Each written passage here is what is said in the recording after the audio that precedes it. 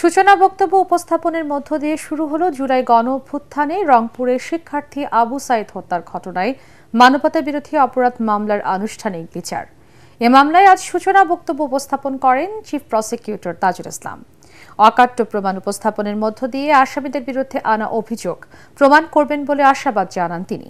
এ সময় আবু সাইদ হত্যার সময়ের দুটি ভিডিও আদালতে পেশ করেন চিফ প্রসিকিউটর।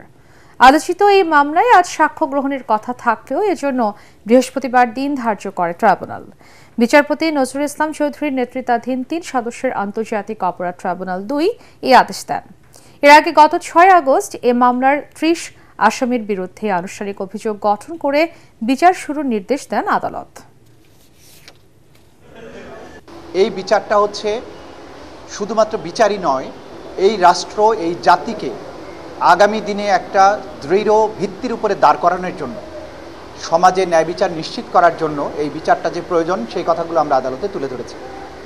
আমরা এটাও বলেছি যে এই বিচার হবে স্বচ্ছ, নিরপেক্ষ। বাংলাদেশের জনগণ সেটা দেখবেন, দুনিয়ার মানুষ সেটা দেখবেন। এখানে এতটা শক্ত এভিডেন্স আছে, এত সুশৃঙ্খল প্রমাণ আছে যে একটা প্রমাণ আরেকটা প্রমাণকে আরও সুদৃঢ় করেছে।